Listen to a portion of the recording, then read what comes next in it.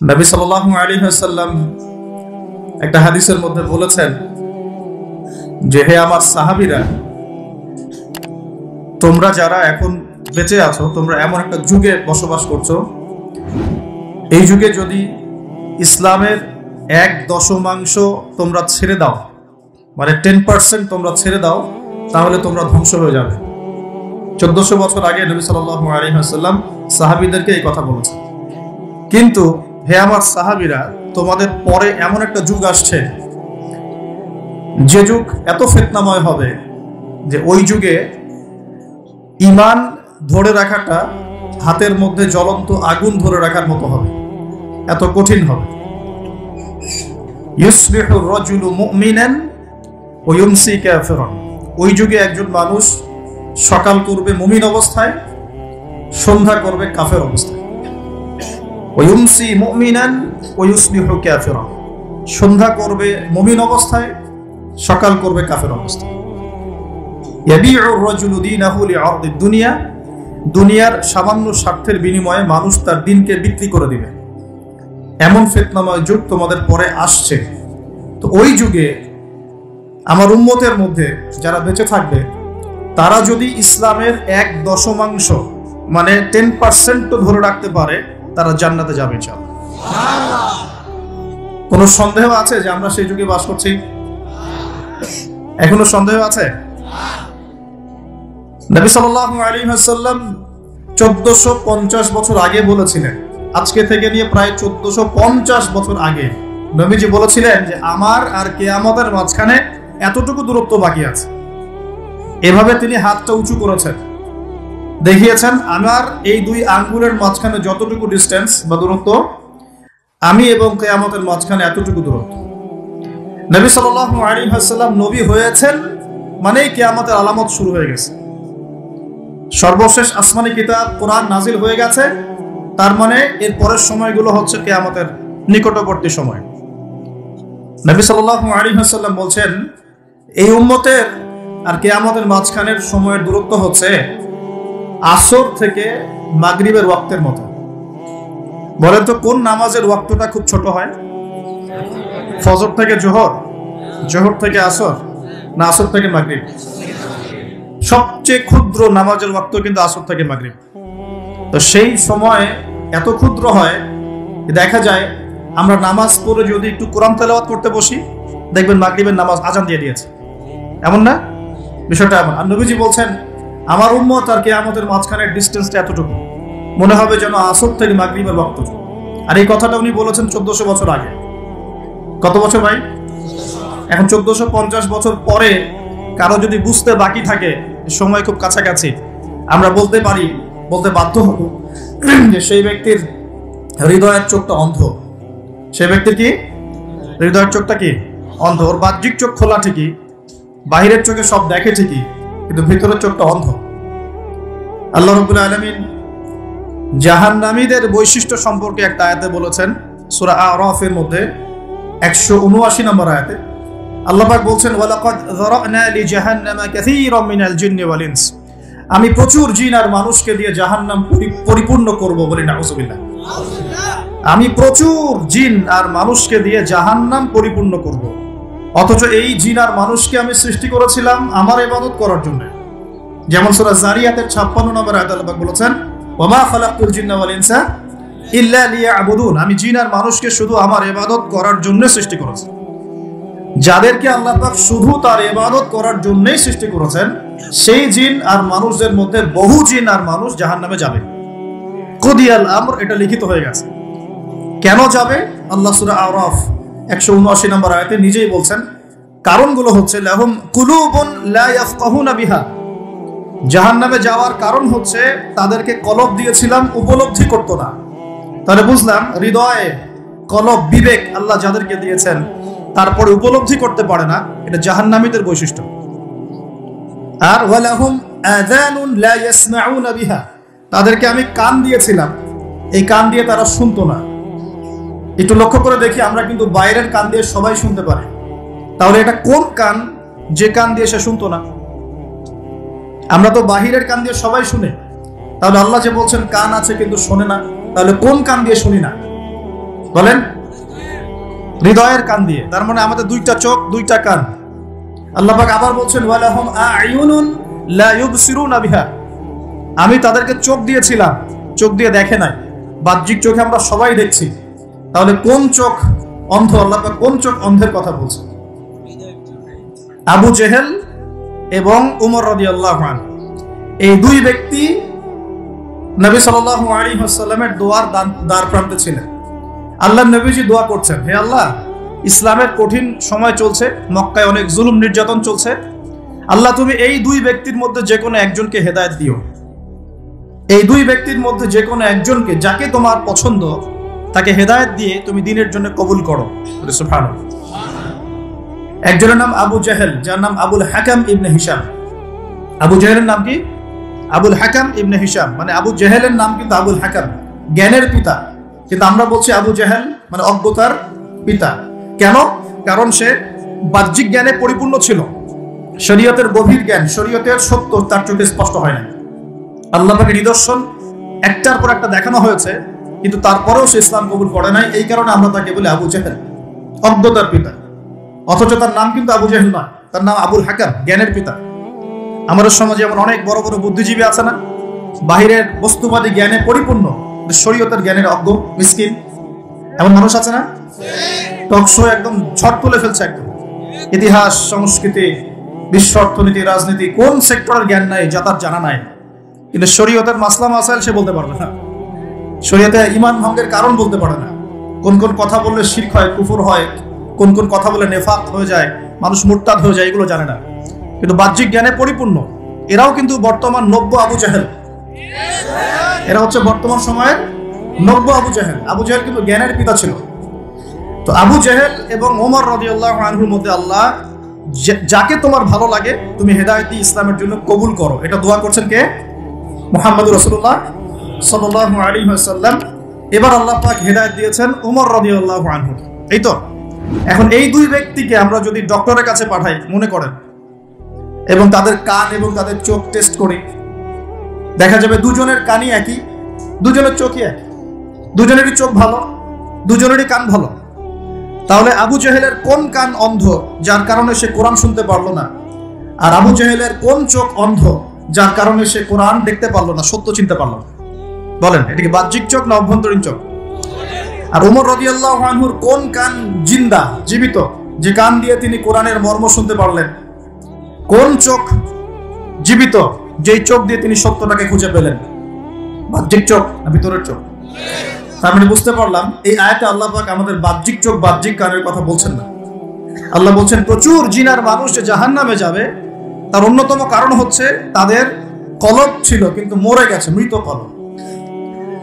চোখ দিয়েছি দেখে নাই, মানে এই চোখ দিয়ে ঠিকই দেখেছে কিন্তু কলবের চোখ দিয়ে দেখতে পারে নাই। কান দিয়েছি শোনে নাই, মানে কান তো এই চোখ, এই কান দিয়ে শুনেছে ঠিকই, এই কান দিয়ে সবই শুনেছে, কিন্তু এই কান দিয়ে কোরআন এবং সুন্নাহর মর্মমারি সত্য শুনতে পারে নাই।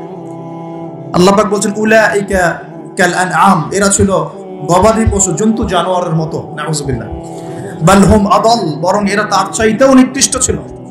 ওয়া উলাইকা হুমুল গাফিলুন, এরা ছিল গাফেল সম্প্রদায়, গাফেল। তাহলে আমরা এখানে বুঝতে পারলাম, যদি আমরা কলবকে জিন্দা করতে না পারি, এটা জাহান্নামে যাওয়ার কারণ। যদি আমরা ভিতরের চোখ দিয়ে দেখতে না শিখি, এটা জাহান্নামে যাওয়ার কারণ। যদি আমরা ভিতরের কান দিয়ে শুনতে না শিখি, এটা কি? জাহান্নামে যাওয়ার কারণ। এখন 1450 বছর পরেও যাদেরকে বোঝাতে হচ্ছে যে সময় হাতে বেশি নাই, আলামাতুস সাআ গুলো সব স্পষ্ট হয়ে যাচ্ছে, তাদের হৃদয়ের চোখটা অন্ধ না?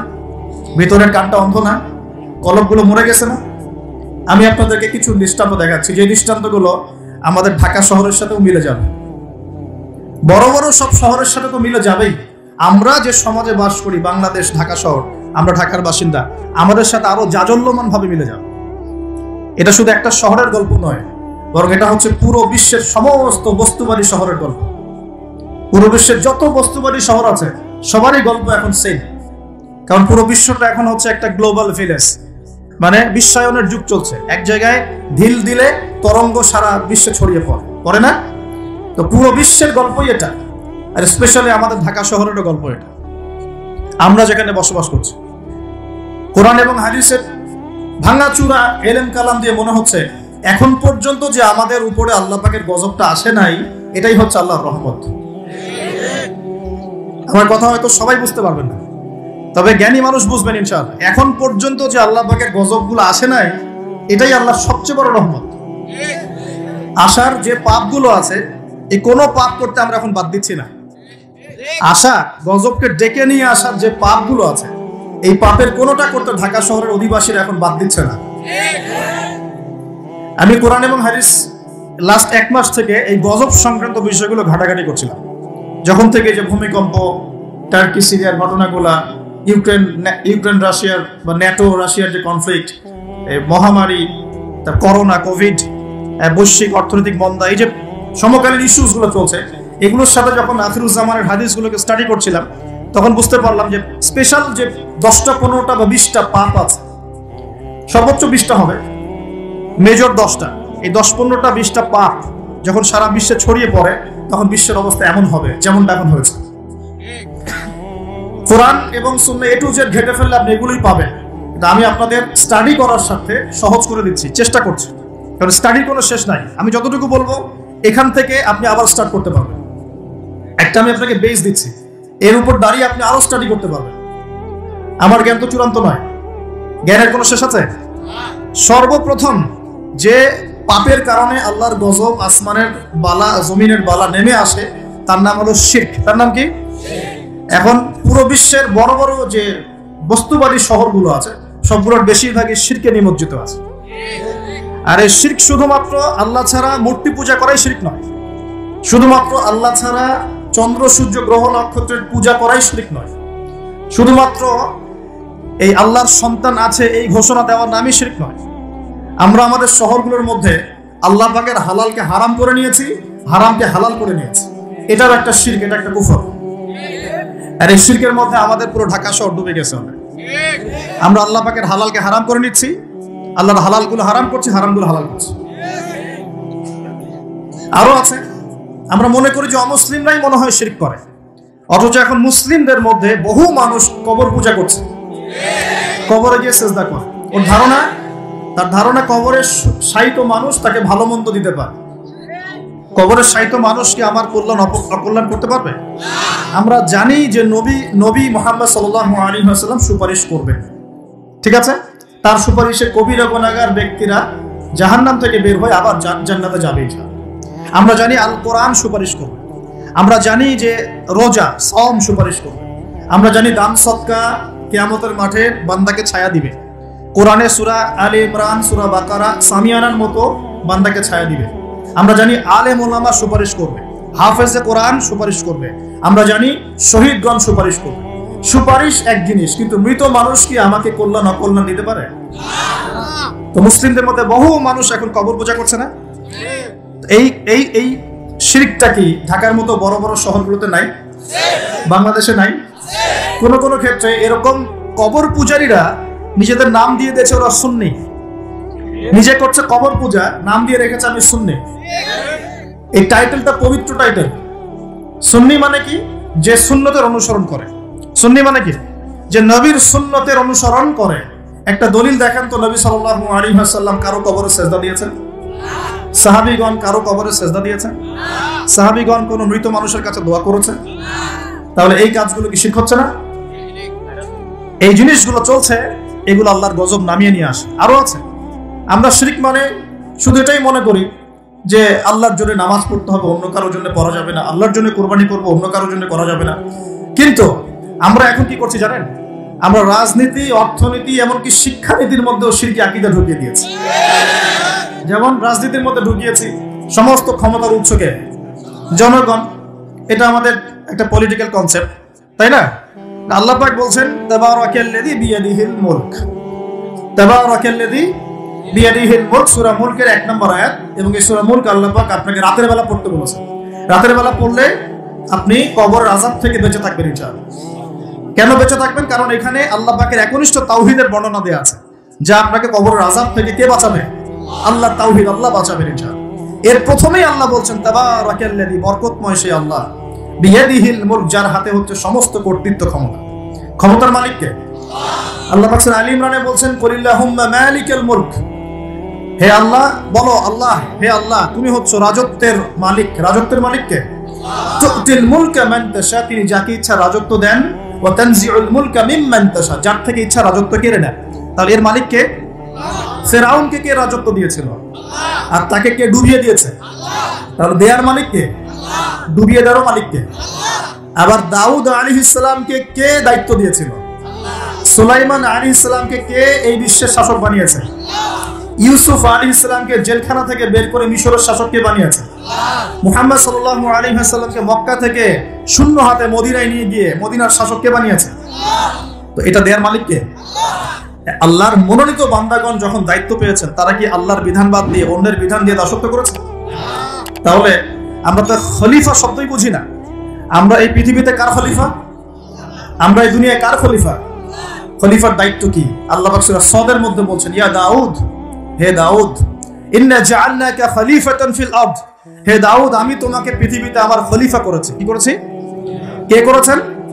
তোমার দায়িত্ব হচ্ছে ফাহকুম বাইনান নাসি বিল হক, মানুষের মাঝে হকের মানদণ্ডে বিচার ফয়সালা করো। মানুষের মাঝে হকের মানদণ্ডে বিচার ফয়সালা করো। এখন হক, সত্য, সত্য মিথ্যা, ন্যায় অন্যায়ের চূড়ান্ত মানদণ্ড কি? আমার নিজের মন গড়া যুক্তি, বিজ্ঞান, দর্শন, নাকি আল্লাহ পাকের ওহী? কোনটা? এখন আল্লাহ পাকের ওহী দিয়ে বিশ্বের কতগুলো রাষ্ট্র পরিচালিত হচ্ছে হিসাব করে দেখেন। তাহলে এটা বৈশ্বিক শিরক চলছে না? সারা বিশ্বে এখন বৈশ্বিক শিরক চলছে। যখন এই শিরকগুলো বেশি বেড়ে যাবে, যেটা বেড়ে গেছে, তখন আল্লাহ রাব্বুল আলামিন আসমানের গজব নামাবেন, জমিনের গজব নামাবেন। যখন নূহ আলাইহিস সালামের কওম শিরক করা শুরু করেছিল, আল্লাহ পাক প্লাবন দিয়ে ধ্বংস করে দিয়েছে। আস্তে আস্তে সেদিকেই বিশ্ব যাচ্ছে। আল্লাহ পাক এই বিশ্ববাসীর মধ্যে একটা বড় অংশকে অচিরে ধ্বংস করে দিবেন। লেখা হয়ে গেছে এগুলো। আরো সামনে যান, আমরা অর্থনীতির মধ্যেও শিরক করছি। কেমন শিরক করছি? আল্লাহ পাক হালাল অর্থনীতি দিয়েছেন, ইসলামিক অর্থনীতি।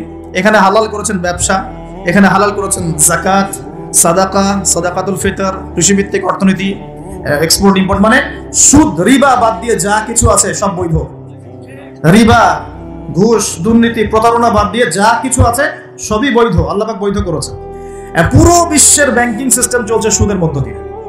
পুরো বিশ্বে শুধু একটা কান্ট্রিকে মার্ক করা যাবে না, একটা কান্ট্রিকে দোষ দেওয়া যাবে না। পুরো বিশ্বের অর্থনৈতিক মোড়ল যারা আছে, এরা সারা বিশ্বকে সুদ ভিত্তিক অর্থনীতির শিকল দিয়ে বেঁধে ফেলেছে। এখান থেকে কেউ বের হতে পারছে না এখন। তো সারা বিশ্বে আল্লাহর দেওয়া অর্থনীতি বাদ দিয়ে মানুষের অর্থনীতি চলছে না। এটা শিরক না কুফর? নাকি তাওহীদ সুন্নাত? কোনটা? এটা শিরক কুফর না? যখন আল্লাহ পাকের হালালকে আপনি হারাম করে নেবেন, আল্লাহর হারামকে হালাল করে নেবেন, জেনে রাখবেন যেটা একটা শিরকি আকীদা, একটা কুফরি আকীদা। এটা কাজ করা হচ্ছে। আর যখন একটা এলাকার মানুষ শিরক আর কুফরে থাকবে, আল্লাহর কি বরকত নেমে আসবে না আযাব নেমে আসবে? এজন্যই তো আযাব আসছে। আমরা তো আযাব দেখে বস্তুবাদী সমাধান খুঁজি। কি সমাধান? ভূমিকম্প আসছে, অতএব এখন ভালো ভালো সিমেন্ট দিয়ে বাড়ি বানাও শক্ত করে, যাতে ভূমিকম্পে না নড়ে। আমরা বস্তুবাদী সলিউশন খুঁজি। আর বেশি বেশি আশ্রয় কেন্দ্র খোলো, যাতে করে পরবর্তীতে ওখানে গিয়ে উদ্ধার করা যায়। হ্যাঁ, ব্যাকআপ চিন্তা করি যে কি করা যায়, কোনো প্রযুক্তি বের করি যাতে আগে থেকে এই ভূমিকম্পের সতর্কবার্তা দেওয়া যায়। আমরা বস্তুবাদী চিন্তা করি না। আর সলিউশন হচ্ছে, আমরা যদি শিরক আর কুফর থেকে তওবা করতাম, আল্লাহ গজব উঠিয়ে নিতেন। গজব দেওয়ার মালিককে, উঠিয়ে নেওয়ার মালিককে। যদি কোন এলাকার মানুষ তাওহীদের উপর থাকে, শিরক ছেড়ে দেয়, সুন্নতে থাকে, বেদাত ছেড়ে দেয়, ইমানের উপর থাকে, কুফর ছেড়ে দেয়, আল্লাহ পাক কি জালেম যে তাদেরকে জুলুম করে শাস্তি দিবেন? বরং আল্লাহ পাক শাস্তি আরো উঠিয়ে নেবেন, বরকত নাজিল করবেন, রহমত নাজিল করবেন। সূরা আরাফে আল্লাহ বলেছেন, যদি জনপদের অধিবাসীরা ঈমান নিয়ে আসতো, আমি অবশ্যই তাদের উপরে বরকতের দরজাগুলো খুলে দিতাম। আলহামদুলিল্লাহ, আসমান জমিনের বরকতের দরজা সব খুলে দিতাম। কিন্তু জনপদের অধিবাসী তো ঈমান আনবে না, কারণ মনে করছে যে আমরাই সব। মানুষ এখন এই পৃথিবীর বেশিরভাগ মানুষ মনে করে যে মানুষই সবকিছু, মানুষই সবকিছু। মানে এই সভ্যতার কারিগর হচ্ছে মানুষ, মানুষ এমন মনে করে। অথচ সভ্যতা শুরু হয়েছে নবীদের হাতে, সভ্যতা শেষও হবে নবীদের হাতে। সভ্যতা শুরু হয়েছে কোন নবীর হাতে বলেন? এই পৃথিবীতে সর্বপ্রথম কৃষি কাজ করেছেন কোন নবী জানেন? আদম আলাইহিস সালাম। আর এমন কোন নবী নাই আল্লাহ পাকের যে নবী কৃষিকাজ এবং পশুপালন করেন নাই। এমন কোন নবী নাই যিনি কৃষিকাজ, পশুপালন করেন নাই। এটা নবীদের সুন্নত। কারণ নবীদেরকে মানুষকে সঠিক পথে আনতে হয়। যখন আপনি পশুপালন করবেন, কৃষিকাজ করবেন, তখন কিন্তু আপনার মধ্যে একটা ধৈর্য বাড়বে, মানুষকে নেতৃত্ব দেওয়ার একটা ক্ষমতা তৈরি হবে। তো মুসা আলাইহিস সালামকে আল্লাহ পাক 10 বছর ওই কৃষি কাজ করিয়েছেন, ফার্মে কাজ করিয়েছেন। শুআয়ব আলাইহিস সালামের ফার্মে তিনি 10 বছর কাজ করেছেন, কারণ বনু ইসরাইলের মতো একটা ছিন্ন ভিন্ন জাতিকে তাকে নেতৃত্ব দিতে হতো। আল্লাহ পাক আগে তাকে তৈরি করেছেন। আল্লাহ বলেছেন ওয়াসতানা'তুকা লিনাফসি, আমি নিজের জন্য তোমাকে তৈরি করেছি আগে। তো এই যে কৃষি কাজকে খারাপ মনে করবেন না, এগুলো যারা করেন মনোকষ্টে ভুগবেন না যে আপনি দরিদ্র, আপনার মান সম্মান কম, এমন নয়। আপনি বরং সম্মানিত মানুষ, কারণ আপনি নবীদের সুন্নতের পেশায় আছেন মাশাআল্লাহ। তো যেটা বলছিলাম, যখন শিরক আর কুফর বাড়তে থাকে একটা জনপদের মধ্যে, তখন আল্লাহর আযাব গজব নামতে থাকে। এই সমস্যাগুলো আমাদের শহরে নাই? শিরক আর কুফরে ভর্তি হচ্ছে না দিন দিন? আমাদের শহরে পেপার পত্রিকা খুললেই দেখা যায় রাশিফল। কি রাশিফল? তুমি সিংহ রাশি, তোমার দিনটা কেমন যাবে। তুমি কন্যা রাশি, তোমার দিনটা কেমন যাবে। আর প্রায় মিডিয়া এগুলো প্রচার করে না? এই সব মুশরিক মিডিয়া, এগুলো সবই মুশরিক। কিরকম করে বুঝলাম মুশরিক? একটা ভূমিকম্প যদি হয়, বলবে না যে আল্লাহর কাছে মানুষ কত অসহায়, এরকম শিরোনাম দিয়ে সংবাদ করবে না। কি করবে? প্রকৃতির কাছে মানুষ কতই না অসহায়। আল্লাহ বললে মৌলবাদী হয়ে যাবেন, আল্লাহ বললে কি হবেন? তখন মৌলবাদী হয়ে যাবেন। প্রকৃতি শব্দ চুজ করে কথা বলুন। প্রকৃতির কাছে আমরা কত অসহায়। কে প্রকৃতি? প্রকৃতি কি, কাকে বলে, কত প্রকার, কি কি সংজ্ঞা দেখ। প্রকৃতিকে, প্রকৃতিকে সৃষ্টি করলো, এটা কত প্রকার, কি কি, কে কে তাকে নিয়ন্ত্রণ করে, এগুলো বলবে না? মানুষের ব্রেন ওয়াশ করে ফেলা হচ্ছে এগুলো।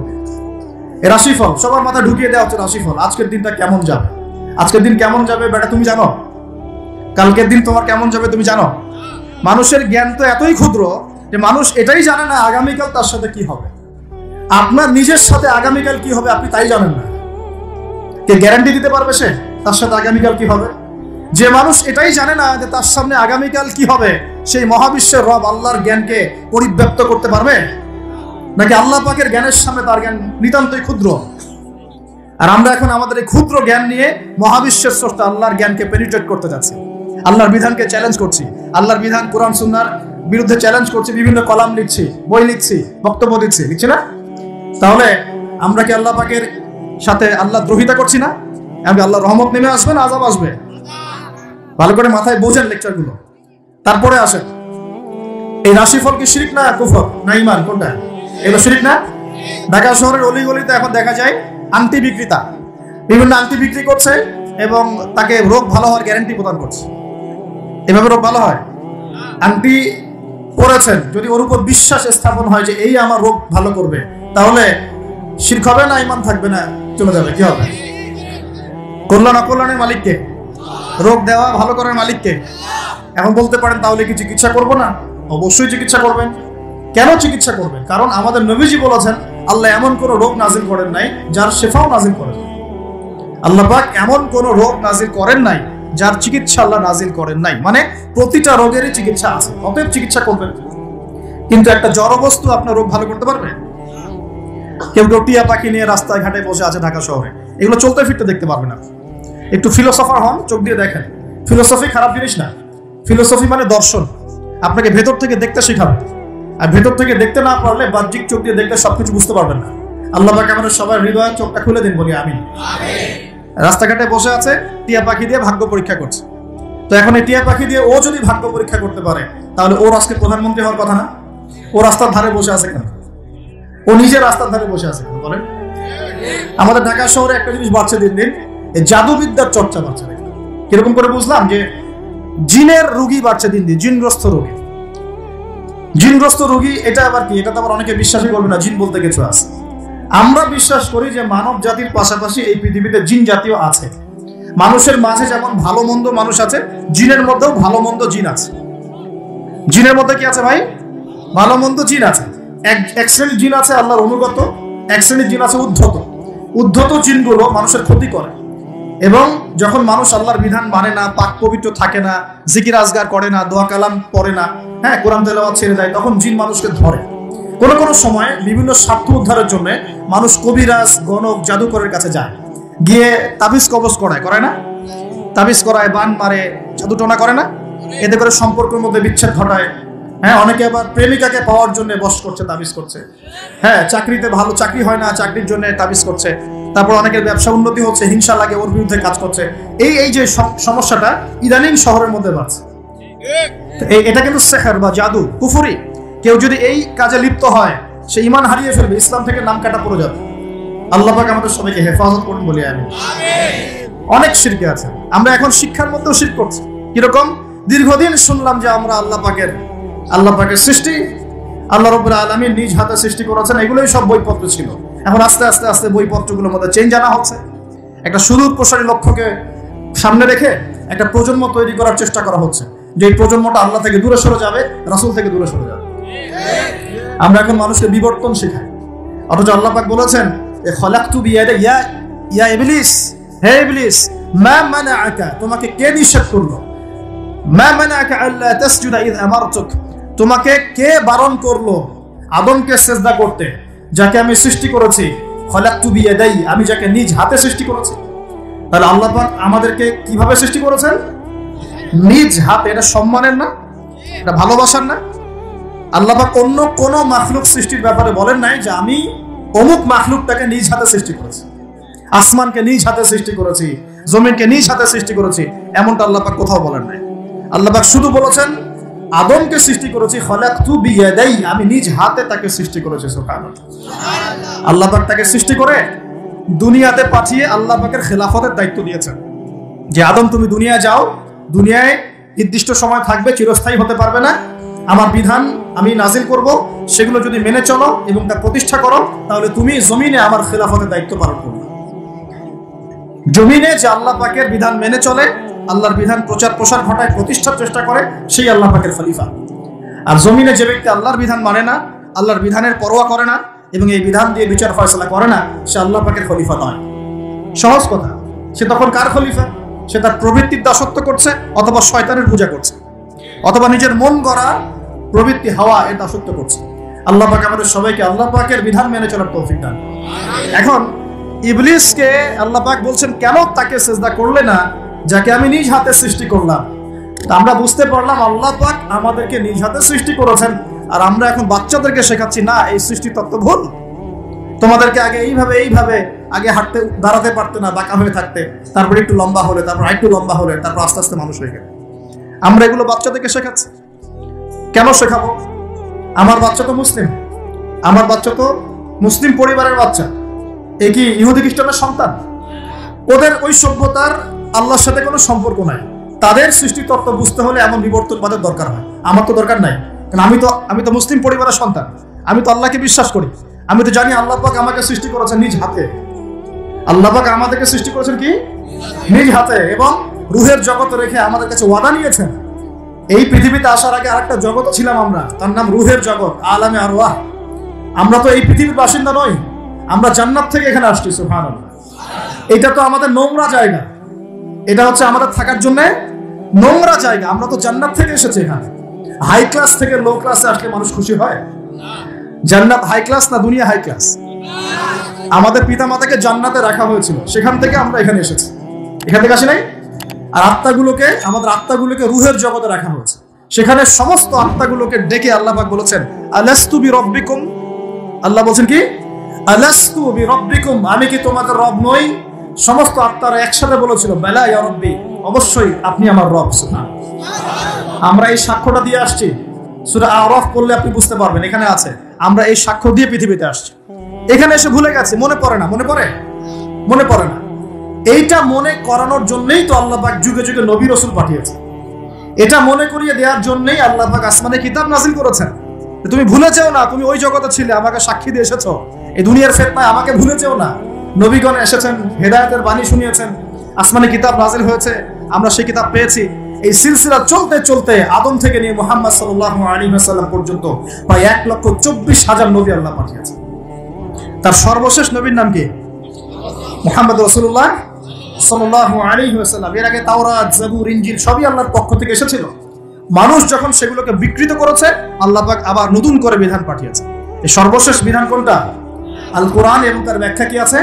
হাদিস। এই কোরআন হাদিস ঘাটাঘাটি করলেই আমরা পেলাম যে একটা জনপদের মানুষ যখন এমন শিরক আর কুফর নিমজ্জিত থাকে, তখন আল্লাহর পক্ষ থেকে আযাব আসে।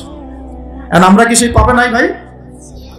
আপনার উপরের লেভেলের সিস্টেম থেকে শুরু করে নিয়ে একদম এই শিক্ষাক্ষেত্র বলেন, হাতের আংটি বলেন, চিন্তা চেতনা বলেন, হ্যাঁ, রাস্তাঘাটের ওই যে গণকের কথা বলেন, কবিরাজের কথা বলেন, জাদুবিদ্যার চর্চা বলেন, হ্যাঁ, ওই ভাগ্য গণকের কথাই বলেন, রাশিফলের কথাই বলেন, সব আমরা শিরকের মধ্যে লিপ্ত আছি। এর পাশাপাশি আমরা কবর পূজা করছি, মাজার পূজা করছি, আমরা আল্লাহ ছাড়া অন্য কারোর জন্য জবাই করছি, মানত করছি, পছন্দ করছি, কুরবানি করছি। কোন কোন জায়গায় আমরা আগুনেরও পূজা করছি, আগুনের সামনে দাঁড়িয়ে মাথা নত করছি না? আবার কোন কোন জায়গায়, কিছু বড় বড় জায়গায় পর্যন্ত নীরবতা পালন করা। নীরবতা মানে কি? আমরা নামাজের মধ্যে যখন দাঁড়াই তখন আল্লাহর উদ্দেশ্যে নীরব হই না? আল্লাহর উদ্দেশ্যে নীরব হয়ে আমি আল্লাহর ধ্যানে মগ্ন হয়ে যাই না? তো এখানে আপনি কার ধ্যান করছেন? যখন আপনি আগুনের সামনে দাঁড়ায় নীরব হয়ে দাঁড়িয়ে আছেন তখন কার ধ্যান করছেন? এটা শিরক হচ্ছে না? এটা তো আপনি আগুনের ধ্যান করা শুরু করবেন। এখানে তো আপনি আল্লাহকে স্মরণ করছেন না। বুঝতে পারছেন না মনে হয়? মনে করেন একজন মানুষ মারা গেছে, লাশ, কথা তো এই লাশটার সামনে দাঁড়িয়ে আপনি নীরবে 2 মিনিট দাঁড়িয়ে আছেন কেন? কি দরকার? এটা কি নবীর সুন্নাত? আপনি নামাজে দাঁড়াবেন, নামাজে দাঁড়িয়ে আল্লাহকে স্মরণ করবেন, আল্লাহর কাছে দোয়া করবেন। আল্লাহ ছাড়া আমরা নামাজের মধ্যে নীরবতা পালন করি না? নামাজে নীরব হয়ে আল্লাহর কাছে ধ্যান করি না? মনোযোগ ধরে রাখি না? এখন আপনি কোথায় মেডিটেশন করছেন? এটা তো শয়তানের দিকে যাওয়ার রাস্তা খুলে দিবে আপনাকে। অনেকে আগুনের সামনে মাথা নত করছেন, প্রদীপের পূজা করছেন, অনেকে দেখা যায় বিভিন্ন দিবসে এই যে বানর, হনুমান, এইসবের মূর্তি টুর্তি নিয়ে রাস্তাঘাটে দৌড়াদৌড়ি করছেন। ছেলেপেলেরা এগুলো বেশি করছে। কাকে প্রমোট করছো তোমরা? কাকে প্রমোট করতে যাচ্ছ? কোন সংস্কৃতি প্রমোট করছো? এই হাদিস এটাও আছে শেষ জামানায় যে আমার উম্মতের একটা বড় অংশ মুশরিকদের সাথে মিশে যাবে এবং মূর্তি পূজা শুরু করবে। এগুলো চলছে না এখন? এগুলো যখন চলবে তখন আমাদের উপর কি আল্লাহ পাকের রহমত নেমে আসবে ভাবছেন, না আযাব আসবে? ওই যে বলেছে আযাব যে আসে নাই সেটাই আল্লাহর রহমত, এটা আমি গবেষণা করে বলছি। আযাব যে আসে নাই এখন পর্যন্ত এটাই আল্লাহ পাকের রহমত। তওবা করে ফিরে না আসলে অচিরেই আল্লাহ পাকের আযাব নেমে আসবে ইনশাআল্লাহ। আল্লাহ হেফাজত করুন। তারপরে আমরা শঙ্কিত যে কখন না নেমে আসে। আল্লাহ রাব্বুল আলামিন আমাদেরকে হেফাজত করুন। এভাবে প্রতিটা ক্ষেত্রে শিরক চলছে, শিরক আর কুফর। কোরআন খোলেন, হাদিস পড়েন, দেখবেন আল্লাহ পাক যতগুলো জনপদকে ধ্বংস করেছেন তার প্রধান 2টা পাপ ছিল শিরক আর কুফর। এই যে আমাদের যুব সমাজ এটাই বোঝে না যে নামাজটা ছেড়ে দেওয়াটা কুফরি। নামাজ যে না পড়া, ছেড়ে দেওয়া, ইচ্ছা করে না পড়াটা কুফরি, এটা ওদেরকে কেউ শেখায় নাই। 20 বছর পড়াশোনা করেছে বিশ্ববিদ্যালয়ে, স্কুল, কলেজ, বিশ্ববিদ্যালয়ে 20 বছর পড়াশোনা করেছে, কেউ কোনো স্যার ওদেরকে শেখায় নাই যে নামাজ ছেড়ে দিলে কুফরি হয়। এবং এদের সংখ্যা লক্ষ লক্ষ না, মনে হয় কোটি কোটি হবে যুব সমাজ যারা 20-25 বছর পড়াশোনা করে নামাজ যে কুফর, নামাজ ছেড়ে দেওয়া যে কুফরি, এটা শেখে নাই। আর নবীজি বলেছেন মান তারাকা সালাতান মুতাআম্মিদান ফাকাদ কাফারা। যে কোনো মাযহাবের ইমাম সাহেবকে জিজ্ঞাসা করুন, যে কোনো মাযহাবের আলেমকে জিজ্ঞাসা করে দেখেন, এই হাদিসটা আপনাকে শুনিয়ে দিবে। যে ব্যক্তি ইচ্ছাকৃতভাবে নিজের উপর ফরজ নামাজ ছেড়ে দিল সে কুফরি করলো। কি করলো? তো এই যুব সমাজকে কে শিখাবে যেটা কুফরি? বহু ছেলে পেলে আমি তো দেখেছি ওয়াজ মাহফিল অ্যারেঞ্জ করা হয়েছে, এশার ওয়াক্ত হয়ে গেছে, সবাই নামাজে দাঁড়িয়েছে, অর্ধেকের বেশি নামাজ বাদ দিয়ে দূরে দাঁড়িয়ে হট্টগোল করছে, হই উল্লাহ করছে। এখানে ওয়াজে আসছে বক্তাকে দেখার জন্য আসছে। নামাজ নাই, ওয়াজ শুনে কি করবা তুমি? নামাজ ইম্পর্টেন্ট না ওয়াজ ইম্পর্টেন্ট? নামাজ না থাকলে ইসলাম থাকে? আমি আজকে একটা হাদিস পড়ে আসছি, আস্তে আস্তে পড়তে আসছিলাম এগুলা, যে ইসলামের শেষ জামানায় ইসলামের যে বিষয়গুলো উঠে যাবে, ইসলামের যে বিষয়গুলো উঠে যাবে তার মধ্যে অন্যতম একটা হচ্ছে আল্লাহ পাকের আইন, আল্লাহ পাকের শাসন। উঠে যায় নাই সারা বিশ্ব থেকে? আস্তে আস্তে উঠে গেছে না? আচ্ছা, এরপর বাকি থাকবে নামাজ। এরপর বাকি থাকবে কি? নামাজ। ওই নামাজ হবে সর্বশেষ ইসলামের রুকন, যেটা সর্বশেষে উঠে যাবে।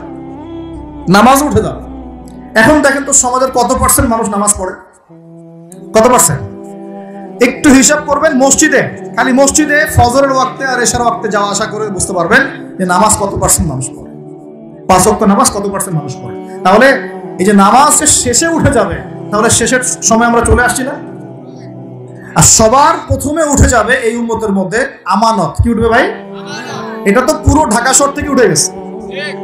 ঢাকা শহর কেউ কাউকে বিশ্বাস করতে পারে না, স্বামী পর্যন্ত স্ত্রীকে বিশ্বাস করতে পারে না, স্ত্রী স্বামীকে বিশ্বাস করতে পারে না, ভাই ভাইকে বিশ্বাস করতে পারে না, বোন বোনকে বিশ্বাস করতে পারে না। ইমাম সাহেবকে কমিটি বিশ্বাস করতে পারে না, কমিটিকে ইমাম সাহেব বিশ্বাস করতে পারে না, মাহফিল কমিটিকে বক্তা বিশ্বাস করতে পারে না, বক্তাকে মাহফিল কমিটি বিশ্বাস করতে পারে না। তারপর দেখা যায় যে অফিসের বস কর্মীদেরকে বিশ্বাস করতে পারছে না, কর্মীরা বসকে বিশ্বাস করতে পারছে না, শাসক জনগণকে বিশ্বাস করতে পারে না, জনগণ শাসককে বিশ্বাস করতে পারবে। সর্বত্র চলছে অবিশ্বাস, অবিশ্বাসের যুগ। বাজারে যাবেন কেনাকাটা করতে, বলবে একদম টাটকা ভাই, একদম ফ্রেশ, 7 দিনের জিনিস ফরমালিন মাইরে আপনি খাওয়াই দিয়ে দিল। বিরিয়ানি তো আমাদের এখানকার একটা কালচার। বিরিয়ানির ইয়েতে যাবেন, গরু বলে যে কত কুকুর শিয়াল খাওয়াই দিচ্ছে আল্লাহ ভালো জানে, তাই না? গরু খাসি বলে কুকুর শিয়াল খাওয়াই দিচ্ছে, একদম তাজা দেশি মুরগি বলে মরা মুরগি খাওয়াই দিচ্ছে। হ্যাঁ, বড় বড় রিনাউন কয়েকটা অভিযান করলো না কয়েকদিন আগে, দেখলেন মানুষকে মারার মতো বিষাক্ত রং মিশে খাওয়াই দিচ্ছে। আমানত সবার আগে উঠে যাবে, আমানত, বিশ্বাস। আমানতদার ব্যক্তিকে বলা হবে খেয়ানতকারী ব্যক্তি, আর খেয়ানতকার যে ওকেই বলা হবে আমানতদার। যে আমানতদার তাকে বলা হবে খেয়ানতকারী, আর যে খেয়ানত করে ওকেই বলা হবে আমানতদার। তখন আল্লাহ পাকের আযাব আসবে প্রত্যেকটা ক্ষেত্রে। বলবে যে ভাই মাছটা ফ্রেশ, দেখবেন যে পচা মাছ, বা এই যে ফ্রেশ গরুর মাংস, দেখবেন যে ওটাকে একদম ইঞ্জেকশন মেরে মেরে মেরে গরুটাকে ফুলাই দিয়েছে। কোনো কোনো সময় দেখা যায় ডাব খেতে আসেন শহরে, ডাব রাস্তার পাশে ডাব বিক্রি করতেছে, ডাব কেটে দেখবেন পানি অর্ধেক নাই, সিরিজ দিয়ে পানি বের করে ফেলছে। কোন যুগে আসে? এটা আমাদের শহর ভাই, আমাদের শহর, যেখানে আমরা সবাই দাড়ি টুপি নিয়ে ঘুরে বেড়াই। আমরা বাইরে একটা অভিনয় করতেছি, আমরা আসলে বাইরে একটা অভিনয় করতেছি। আমরা মনে হয় নিজের সাথেই অভিনয় করছি, আমরা এখন মনে হয় নিজেদের সাথেই নিজের অভিনয় করছি। বাইরে গিয়েছি স্ত্রী শপিং করতে, এদিকে বয়ফ্রেন্ডের সাথে ডেটিং মেটিং করে বাসায় এসে স্বামীকে বলছে তোমার জন্য শার্ট কিনে নিয়ে আসলাম। হ্যাঁ, এদিকে স্বামী বাসা থেকে বের হয়েছে, ওইদিকে অফিসের কলিগদের সাথে দুই চারটার সাথে তার অবৈধ সম্পর্ক। ঠিক আছে, মানি ব্যাগ সার্চ করলে কন্ডম পাওয়া যায়, মানি ব্যাগ সার্চ করলে কি পাওয়া যায়? কন্ডম পাওয়া যায়। এবার প্রোটেকশন, এগুলো না করলে এইডস এর রোগ হবে। শিখিয়েছে যে যৌন সম্পর্ক করেন, অবৈধ যৌন সম্পর্ক করেন, কিন্তু প্রোটেকশন নিয়ে করেন, এগুলো শেখাচ্ছে মানুষ। তো এই জেনাকারী সমাজের উপর আল্লাহর গজব আসবে না তো কি আসবে? বল, কি আসবে? ও বাইরে গিয়ে আরো 2-3টা মেয়ের সাথে সম্পর্ক করে বাসায় আসে, স্ত্রীকে বলছে আমি তোমাকেই সবচেয়ে বেশি ভালোবাসি। মানে এখানে জেনাকে উস্কে দেওয়া হচ্ছে, আর হালাল সম্পর্ক, হালাল বিবাহ, এটাকে প্রতিবন্ধকতা সৃষ্টি করা হচ্ছে। আপনি হালাল বিয়ে করতে চান, পারবেন না, কঠিন। যৌতুক, এখানে আবার যৌতুকের ব্যাপার আছে। ভাবখানে এমন যে বিয়ে মানে একটা বাণিজ্য, মানে যখন মেয়ের বাবা বিয়ে দিবে, মেয়েটাকে পার করছে বড় অঙ্কের একটা টাকা দরকার এখানে। হ্যাঁ, আর ছেলের বাবা যখন মেয়ে নিয়ে আসছে, সেখানে আবার বড় অঙ্কের যৌতুক ইম্পোজ করছে। মেয়ের বাবা দিচ্ছে বড় অঙ্কের মোহর, আমার মেয়েকে বিয়ে করতে চাও, 20 লাখ টাকা মোহর লাগবে। ওই ছেলের সামর্থ্য নাই, ও বলছে ঠিক আছে, আচ্ছা লেখক, পরে বাসর রাত্রে মাফ করাই নিব। তো বাসর রাত্রে মাফ করাই নিচ্ছে, তারপরে সারা বছর, এটা সারা জীবন দেওয়ার কোনো নাম নাই, মেয়ের হক আর সে পেল না। এদিকে মেয়ের বাপও কম চালাক না, হ্যাঁ, সে আবার মোহর যেমন বাড়িয়েছে, ছেলের বাপও কম চালাক না, সে আবার এদিকে যৌতুক ইম্পোজ করেছে। ওই যৌতুকের টাকাটা নিয়ে মোহরটা দিব। সবাই চালাক, সবাই স্মার্ট। মানে প্রতারণা আর অবিশ্বাসের যুগ চলছে, এটাই প্রতারণা, অবিশ্বাসের যুগ। একটা মেয়েকে বাইরে পাঠিয়েছেন বাবা, সেই মেয়ে বাবার কাছে খুব ভালো, দুধ খেতে মানে নাক চিপলে দুধ বেড়ায়, এমন একটা অবস্থা মেয়ের। বাইরে দেখবেন প্রাইভেটে গিয়ে, কোচিংয়ে গিয়ে 8-10টা প্রেম করা শেষ। হ্যাঁ, ছেলেকে পাঠিয়েছেন ইউনিভার্সিটি, বিশ্ববিদ্যালয়, আমাদের শহরে, ছেলে খুব ভালো বাবার কাছে, একদম নাক চিপলে দুধ বেড়ায়। বাইরে গিয়ে দেখবেন এদিকে 8-10টা মেয়ের সাথেও সম্পর্ক করা শেষ। এই যে পিচ্ছি ছেলেকে আমরা রাস্তাঘাটে দেখি, ঢাকা শহরের কিশোর গ্যাং তৈরি করেছে, কিশোর গ্যাং। হ্যাঁ, গুন্ডামি, ওই তামিল কিছু মুভিজ দেখায়, হ্যাঁ, মারামারি করছে, একটা ঘুষি দিলে একদম গাছের উপর উঠে যায়। হ্যাঁ, ওগুলো দেখে দেখে শিখছে, হকি স্টিক নিয়ে, চাকু চাপাতি নিয়ে ঘুরে বেড়ায়। আমরা টঙ্গি দিয়ে আসার সময় দেখেছি, আমাদের সামনে, আমাদের গাড়ির সামনে দৌড় দিয়ে ছো মেরে একটা মেয়ের কান থেকে একদম দুল ছিঁড়ে নিয়ে চলে যায়। কানে দুল পড়ে আছে একটা মহিলা, কান টেনে ছিঁড়ে নিয়ে চলে গেল। মোবাইল ফোনে কথা বলছেন, গ্লাসটা খোলা, এইটুক সময়ের মধ্যে ছো মেরে মোবাইল ফোন নিয়ে চলে গেল। হ্যাঁ, এটা আমাদের শহর। ছোট ছোট বাচ্চাকে 8-10 বছর, 15 বছর, হাইস্ট 20 বছর বয়স হবে, কিশোর গ্যাং। আবার এতটুকু ছেলেকে দেখেছি, এই যে কিছু প্লাস্টিকের মধ্যে কি জানি টানে, আমাদের শহরের মধ্যে মাদক, সর্বত্র। আমাদের যুব সমাজ, এই শহরের যুব সমাজ দেখবেন, যাদের বাপের একটু টাকা পয়সা আছে, ওকে আর কে পায়? ওকে একটা বাইক কিনে দিয়েছেন, হ্যাঁ, ওই R15 টাইপের একটা বাইক দিয়েছেন, ব্যাস দাবরায় সারা দুনিয়া ঘুরে বেড়ান। আর এই তো আমরা যে রাস্তাগুলো দিয়ে হাঁটাচলা করি, পিছনে মেয়ে তো থাকবেই, বাইক থাকবে। আর মেয়ের অবস্থাটা এমন যে পোশাক তো নাই, মনে করেন ছেলের পোশাক এখন মেয়ে পড়ছে, মেয়ের পোশাক ছেলে পড়ছে না, এখন তো ওই যুগ চলছে। এখন এই পোশাক পরে ছেলেকে পিছন থেকে এমন ভাবে জড়িয়ে ধরে যাচ্ছে রাস্তা দিয়ে, ওপেনলি, পাবলিকলি, মনে হচ্ছে ওর স্বামী মনে হয়। আপনি কি আপনার স্ত্রীকে নিয়ে এভাবে ঘুরে বেড়ান? আপনি নিজে আপনার স্ত্রীকে নিয়েও এভাবে ঘুরতে লজ্জাবোধ করেন, আর তার সাথে তার কোনো হালাল সম্পর্কই নাই, জড়ায় ধরে ঘুরে বেড়াচ্ছে। মনে হচ্ছে খালি ওই বাইকের মধ্যে একটা বালিশ দিতে পারলে ভালো হতো, একটা বালিশ একটা শোয়ার জায়গা দিলে বাকি কাজটা এখানেই করে ফেলে পাবলিকলি। নবীজি এটাই বলেছিলেন, শেষ জামানায় রাস্তাঘাটে মানুষ জেনা করবে, রাস্তাঘাটে জেনা করবে। এটা দেখার জন্য ঢাকা শহর সবচেয়ে ভালো জায়গা। এখন ঢাকার মতো বড় বড় যে শহরগুলো আছে না, সবগুলো এগুলো জাজল্যমান দৃষ্টান্ত হয়ে আছে। রাস্তাঘাটে মানুষ জেনা করবে। মেয়েকে পড়তে পাঠিয়েছেন, টিউশন দিয়েছেন, ওই টিউশন দিয়েছেন, টিচারের সাথে অবৈধ সম্পর্ক করা শেষ। কোনো জায়গায় টিচারকে বাসায় নিয়ে আসছেন, বাসায় এসে আমার মেয়েকে পড়ায় যান। কত বড় বুদ্ধিমান পিতা আপনি! হ্যাঁ, অলরেডি দেখবেন তার সাথে তার ঘটনা ঘটা শেষ হয়ে গেছে। আর মেয়েরা আপনাকে বলবে না, কারণ কেউ কেউ মানে বাধ্য হয়ে এইসব জায়গায় ভিকটিম হয়ে যায়, আবার কেউ কেউ নিজের ইচ্ছাতেই কাজগুলো করে। এমন নয় যে সব মেয়ে ধর্ষিত হচ্ছে ছেলেদের আগ্রাসনের কারণে, ব্যাপারটা এমন নয়। বহু মেয়ে নিজের ভুলের কারণে ধর্ষিত হয়, বহু মেয়ে নিজের খারাপ স্বভাবের কারণেও তার ইজ্জত হারিয়ে ফেলছে। একটা মেয়ে যে রাত্রে যে 12টা 1টা 2টা বাজে বাইক নিয়ে ঘুরছে, ওকে কি রাস্তাঘাটে ঘুরতে 12টার সময় কেউ বলেছিল?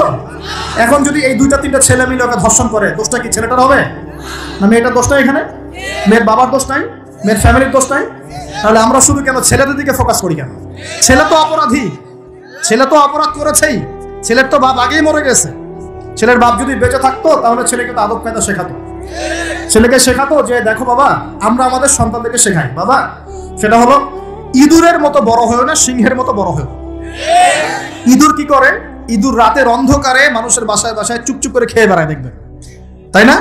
যারা রাতের অন্ধকারে জেনা করে বেড়ায় এরা ইঁদুরের মতো, রাতের অন্ধকারে খালি এই হোটেল ওই হোটেল, এই ঘর এই ঘরে ঘুরে বেড়ায়, এই প্রেমিকার ঘর এই প্রেমিকার ঘর, এই ফ্ল্যাটে ওই ফ্ল্যাটে ঘুরে বেড়ায়। আর যারা সিংহ পুরুষ তারা বিয়ে করে প্রকাশ্য স্ত্রীকে নিয়ে ঘুরে বেড়ায়। তো আমরা আমাদের ছেলেদেরকে এটা শিখাই না তো, বরং আমরা শিখাচ্ছি তোমাকে নিজের পায়ে দাঁড়াতে হবে, বড় হবা, 30-35 বছর হোক তারপর বিয়ে করো। আর এই 18 বছর হওয়ার 18 বছর হয়ে গেছে, 18 থেকে এই যে 30, এই 12 বছরে তার তো যৌবনের তাড়না ছিল। এই তাড়না মেটাতে না পেরে সে পতিতালয়ে গিয়েছে, ওই যে কার কার ফ্ল্যাটে গিয়েছে, কোথায় কোথায় মাদকের আসরে বসেছে, মেয়েদেরকে নিয়ে এইখানে ওইখানে ঘুরে বেরিয়েছে। আমরা তো এমনও দেখেছি যে গাড়ির মধ্যে ছেলের কোলে মেয়ে ঘুরে ঘুরে বেড়াচ্ছে এখানে। এই শহরগুলোর মধ্যে আল্লাহ পাকের আযাব আসবে না তো কি আসবে আমাকে বলেন?